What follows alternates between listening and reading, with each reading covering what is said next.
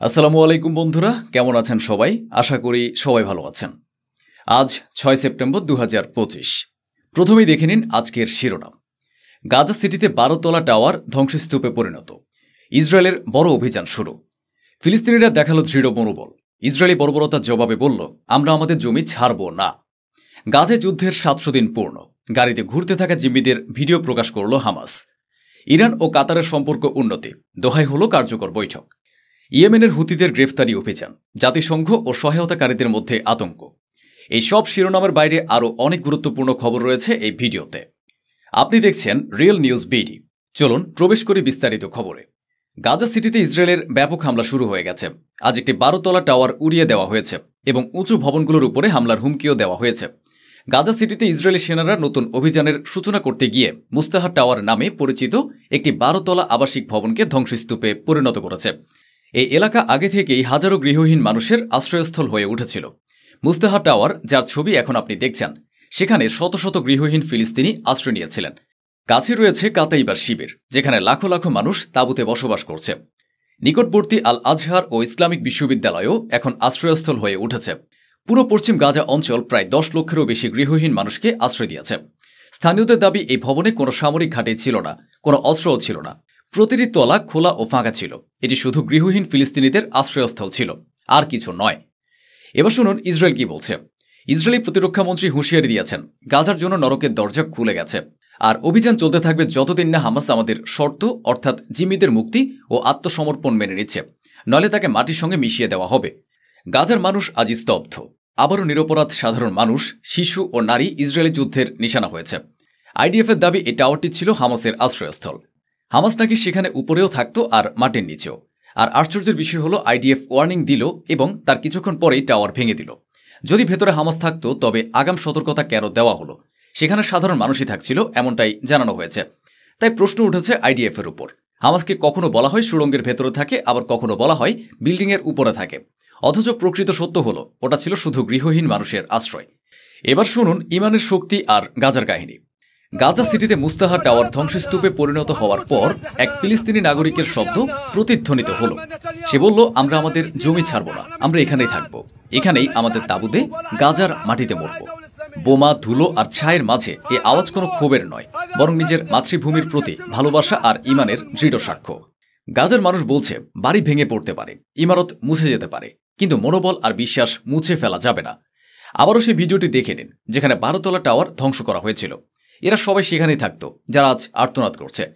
আর তাদের তরফ থেকে বলা হয়েছে, আপনারা যদি মনে করেন ভবন ধ্বংস করে ফিলিস্তিনিদের অস্তিত্ব মুছে ফেলবেন, তবে এই ভ্রান্ত ধারণা থেকে বেরিয়ে আসুন। এরা গাজার সাধারণ মানুষ। গাজায় ইসরায়েলি যুদ্ধের ৭০০ দিন পার হয়ে গেছে। ২ বছরেরও বেশি সময় হয়ে গেছে এবং গাজার উপর ইসরায়েলের বর্বরতা থামছে না। প্রতিদিন বোমা, প্রতিদিন লাশ, প্রতিদিন ধ্বংসযজ্ঞ।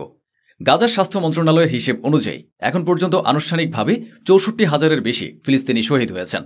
১,৬১,০০০-এর বেশি আহত হয়েছেন।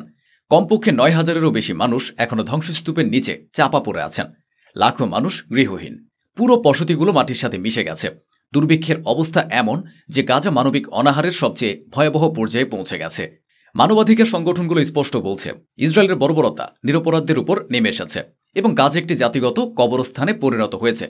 এদিকে আমেরিকার সেনাবাহিনী নিজেদের ২ সৈন্যকে গ্রেফতার করেছে, কারণ তারা গাজার গণহত্যার ইস্যু তুলেছিল। কুদস নিউজ নেটওয়ার্কের মতে, আমেরিকার ইসরায়েলপন্থী নীতি এবং গাজে চলতে থাকা গণহত্যার বিরুদ্ধে আপত্তি জানানোই মার্কিন সেনাদের জন্য কাল হয়ে দাঁড়িয়েছে। মার্কিন সামরিক বাহিনী নিজেদের ২ সৈন্যকে গ্রেফতার করেছে, শুধু এই কারণেই যে তারা ইসরায়েলের পক্ষপাতদুষ্ট নীতি এবং গাজার গণহত্যায় আমেরিকার অংশগ্রহণের বিরুদ্ধে প্রতিবাদ জানিয়েছিল। দেখুন তো, যারা গাজার জন্য আওয়াজ তুলেছে তাদের কিভাবে টেনে হিচড়ে নিয়ে যাওয়া হচ্ছে, তাও আবার সেনা পোশাক পরা অবস্থায়। এদিকে হামাসের সামরিক শাখা আল কাসাম ব্রিগেড একটি ভিডিও প্রকাশ করেছে। তাতে দেখা যাচ্ছে ইসরায়েলি বন্দী অর্থাৎ ইসরায়েলি জিম্মিদেরকে গাজা সিটির ধ্বংসপ্রাপ্ত ভবনের ধ্বংসস্তূপ ঘেঁষে যাওয়া একটি গাড়ির ভেতরে বসে থাকতে। ভিডিওতে এক জিম্মি বলছেন, নেতানিয়াহুর সরকারের লাগাতার হত্যাযজ্ঞ ভয়াবহ কষ্ট দিয়েছে। তার ভাষায়, প্রথমে আমাদের মনে হয়েছিল আমরা হামাসের বন্দী, কিন্তু বাস্তবে আমরা নেতানিয়াহু এবং তার চরমপন্থী মন্ত্রী বেন গভির আর স্মোট্রিচের বন্দী। এই বার্তার স্পষ্ট ইঙ্গিত দিচ্ছে যে হামাস এই বন্দীদের গাজা সিটি থেকে বাইরে সরাবে না, অথচ ইসরায়েল হুমকি দিয়েছে পুরো শহরকে ধ্বংস করে দেওয়ার। অর্থাৎ বন্দীদের জীবন এখন নির্ভর করছে ইসরায়েলি সেনারা গাজা সিটির ভেতরে কতটা অগ্রসর হয় তার উপর। অন্যদিকে ইসরায়েল এই ভিডিওকে হামাসের প্রোপাগান্ডা বলছে। তাদের দাবি আগেভাগেই লেখা স্ক্রিপ্ট ওই জিম্মিদের দিয়ে পড়ানো হয়েছে, যাতে ইসরায়েলের ভেতরের জনগণ ও সরকারের মধ্যে বিভেদ তৈরি হয়। এদিকে দোহায় অনুষ্ঠিত বৈঠকের পর ইরান স্পষ্ট করেছে যে এখন আর কাতারের সঙ্গে কোনো ভুল বোঝাবুঝি নেই। ইরান ও কাতার আবারও তাদের স্বাভাবিক সম্পর্ক করছে। ইরানের পররাষ্ট্রমন্ত্রী সৈয়দ আব্বাস আরাকচি জানিয়েছেন, কাতারের নেতাদের সঙ্গে তার সাম্প্রতিক বৈঠক অত্যন্ত ফলপ্রসূ এবং গুরুত্বপূর্ণ ছিল। তিনি আরও বলেন, সাম্প্রতিক টানাপোড়েনের পর দুই দেশের সম্পর্ক পুনর্গঠনে তারা সফল হয়েছেন। আব্বাস আরাকচি দোহায় কাতারের আমির Sheikh Tamim bin Hamad Al Thani এবং প্রধানমন্ত্রী শেখ মোহাম্মদ বিন আব্দুর রহমান আল থানির সঙ্গে সাক্ষাৎ করেছেন। গত 23 জুন ইরানের ক্ষেপণাস্ত্র হামলার পর এটি প্রথম বৈঠক, যেখানে আমেরিকার আক্রমণের জবাবে কাতারের আল উদেইদ এয়ারবেসকে লক্ষ্যবস্তু করা হয়েছিল, যেখানে আমেরিকার ঘাঁটি। আরাকচি বলেছেন, এই বৈঠকে আমি ইরানের প্রেসিডেন্ট মাসুদ পেজেশকিয়ানের বার্তা কাতারের আমিরের কাছে পৌঁছে দিয়েছে। এই সাক্ষাৎ ছিল অত্যন্ত গুরুত্বপূর্ণ এবং কার্যকর। এদিকে ইয়েমেনে হুতিদের শুরু করা গ্রেফতারি অভিযানের ঢেউ জাতিসংঘ ও আন্তর্জাতিক সাহায্য কর্মীদের মধ্যে আতঙ্ক ছড়িয়ে দিয়েছে। হুতি নিয়ন্ত্রিত এলাকায় কাজ করা অন্তত 18 জন জাতিসংঘ কর্মীকে গত কয়েক সপ্তাহে গ্রেফতার করা হয়েছে। সাহায্য কর্মীরা বলছেন, এই অভিযান ভয় ও আতঙ্কের পরিবেশ তৈরি করছে। ইউনিসেফ সতর্ক করেছে যে মানবাধিকার ও নিরাপত্তা সংকটের ঝুঁকি ভয়াবহভাবে বেড়ে গেছে। বাস্তুচ্যুত হওয়া এবং কর্মসংস্থান শেষ হয়ে যাওয়ার কারণে হুতি নিয়ন্ত্রিত এলাকায় অন্তত 1,25,00,000-এরও বেশি মানুষ সাহায্যের জন্য হাহাকার করছে। কিছু সাহায্যকর্মী আশরক আল আউসাদকে বলেছেন, এখন তারা এক কঠিন সিদ্ধান্তের মুখে। হয় হুতিদের এলাকা ছেড়ে পালিয়ে যেতে হবে এবং তাদের কাজ ও আয়ের উৎস হারাবে, নয়তো সেখান থেকে সবসময় গ্রেফতার হওয়ার আতঙ্কে বেঁচে থাকবে। আসলে হুতিদের তরফ থেকে যে অভিযান চালিয়ে জাতিসংঘ কর্মীদেরকে ধরা হয়েছে, তাদের বিরুদ্ধে অভিযোগ আনা হয়েছে যে তারা নাকি হুতিদের শত্রুদের হয়ে গুপ্তচরের কাজ করছিল। এটাই হুতিদের অভিযোগ, আর তদন্তও তারাই করবে। এবার চলুন দ্রুত কিছু হেডলাইন্স দেখে নিই। লেবাননে 5 জন মন্ত্রী সরকারি বৈঠক থেকে ওয়াকআউট করেছেন। বিষয় ছিল আর্মস মনোপলি, অর্থাৎ অস্ত্রের নিয়ন্ত্রণ কেবল রাষ্ট্রের পুলিশ ও সেনাবাহিনীর হাতে থাকবে, হিজবুল্লাহর হাতে নয়। তাদের যুক্তি, প্রতিটি দেশে যেমন নিয়ম থাকে তেমনি লেবাননেও কেবল রাষ্ট্রের প্রতিষ্ঠানগুলোর হাতেই অস্ত্র থাকা উচিত। কিন্তু হিজবুল্লাহ একটি সশস্ত্র আন্দোলন, তাদের কাছে অস্ত্র আছে। পাশাপাশি লেবানন সরকারেও তাদের সদস্য আছে। তাই বৈঠক থেকে যারা চলে গেছেন তাদের মধ্যে 4 জন হিজবুল্লাহ ও আমল মুভমেন্টের মন্ত্রী এবং একজন স্বতন্ত্র মন্ত্রী ফাদি মাকি, অর্থাৎ একজন স্বতন্ত্র এবং 4 জন হিজবুল্লাহ আমলপন্থী মিলে বৈঠক বর্জন করেছেন। এর ফলে স্পষ্ট যে লেবাননের সরকার ও হিজবুল্লাহর মধ্যে দ্বন্দ্ব আরও গভীর হচ্ছে। তুরস্ক সিরিয়ান ডেমোক্রেটিক ফোর্সকে সতর্ক করেছে যে যদি তারা সিরিয়া সেনাবাহিনী ও সরকারের সঙ্গে যুক্ত হওয়ার বিষয়ে মার্চ মাসে হওয়া চুক্তি না মানে, তবে তুরস্ক বল প্রয়োগ করবে। প্রয়োজনে শক্তি ব্যবহারেরও হুমকি দিয়েছে।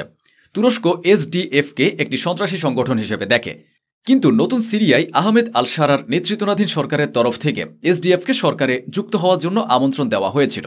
তবে এসডিএফ এখনও সরকারে যোগ দেয়নি। তাদের বক্তব্য, আমরা কুর্দি, তাই আমাদের সঙ্গে বড় ধরনের বৈষম্য করা হচ্ছে, আমাদের হেয় করা হচ্ছে, আমাদের সমান মর্যাদা দেওয়া উচিত। তুরস্ক বলছে এসব কেবল অজুহাত। তাদের ভাষায়, এক দেশ একটি সরকার, একটি সেনাবাহিনী থাকবে। আপনাদের অবশ্যই সরকার ও সেনাবাহিনীতে যোগ দিতে হবে। যদি না মানেন তবে আমাদের কাছে যে শক্তি আছে তা আমরা আপনাদের বিরুদ্ধে ব্যবহার করব। এদিকে ডোনাল্ড ট্রাম্প এখন নাম পরিবর্তনের এক অভিযানে কাজ করছেন। তিনি শিগগিরই ডিপার্টমেন্ট অফ ডিফেন্সের নাম পরিবর্তন করে ডিপার্টমেন্ট অফ ওয়ার রাখতে চান। ভাবুন তো কতটা মানায় আমেরিকার সঙ্গে। কারণ আমেরিকা এমন এক দেশ যা সবসময় অন্যের লড়াইয়ে জড়িয়ে পড়ে, গণতন্ত্র আনার নামে হস্তক্ষেপ করে, আর তার ফল হয় ধ্বংস। আমেরিকা প্রায় সবসময় যুদ্ধের মধ্যে থাকে, তাই ডিপার্টমেন্ট অফ ওয়ার নামটাই ওদের সঙ্গে বেশি মানানসই। এটি শিগগিরই হবে, তবে এখনও হয়নি। অন্যদিকে ভেনেজুয়েলার ফাইটার জেটগুলো আমেরিকার নৌবাহিনীর জাহাজগুলোর একেবারে কাছ দিয়ে উড়ে গেছে, কারণ দুই দেশের মধ্যে উত্তেজনা চরমে উঠেছে। ভেনেজুয়েলা এক প্রকার শক্তির প্রদর্শন করেছে। তারা বোঝাচ্ছে, তোমরা আমাদের ফাইটার জেটের নাগালের মধ্যে আছো। এটি এক ধরনের মনস্তাত্ত্বিক যুদ্ধ, শত্রুকে আগে ভাগে ভয় দেখানো কিংবা নিজের শক্তি প্রদর্শন করা। আসলে আমেরিকার নৌবাহিনী ভেনেজুয়েলার উপকূলের চারপাশে জাহাজ মোতায়েন করেছে। যুক্তরাষ্ট্রের দাবি, আমরা ড্রাগ কার্টেলগুলোর বিরুদ্ধে অভিযান চালাচ্ছি, মাদক চোরাচালানের শেকড় কেটে ফেলতে চাই। তারা সাম্প্রতিক একটি মাদকবাহী নৌকাকেও লক্ষ্যবস্তু করেছিল। অন্যদিকে ভেনেজুয়েলার বক্তব্য, এটা সবই আমাদেরকে দাস বানানোর চেষ্টা, নেশার গল্পটা শুধু নামমাত্র, আর আমরা এর সঙ্গে পুরোপুরি লড়াই করব। অপরদিকে ভ্লাদিমির পুতিন জেলেনস্কিকে প্রস্তাব দিয়েছেন, এসো, যদি তুমি শান্তি চুক্তি নিয়ে কথা বলতে চাও তাহলে এসো মস্কোতে, তোমাকে স্বাগত। তোমার ব্যক্তিগত নিরাপত্তার গ্যারান্টি আমার। যদি তুমি মস্কোতে আসো তবে একটা পাখিও তোমাকে ছুঁতে পারবে না, এই নিশ্চয়তা দিচ্ছে। যেভাবে সুস্থ সালামত আসবে সেভাবেই ফিরে যাবে। এখন দেখা যাক জেলেনস্কি এ প্রস্তাবে কি জবাব দেন। এদিকে ইসরায়েলি জিম্মিদের পরিবার আজ যুদ্ধের 700 দিন পূর্ণ হওয়ার দিনে তেল আবিবে তারা একটি বড় র্যালি বের করবে। তাদের একটাই দাবি, হামাসের সঙ্গে যুদ্ধবিরতি করে সব জিম্মিকে ফিরিয়ে আনা হোক। তো বন্ধুরা, এই ছিল আমাদের আজকের আয়োজন, যা স্বচ্ছভাবে সঠিক তথ্যের ভিত্তিতে আপনাদের সামনে তুলে ধরা হলো। আশা করি আমাদের এই প্রচেষ্টা আপনাদের ভালো লেগেছে। অসংখ্য ধন্যবাদ। সুস্থ থাকুন, ভালো থাকুন।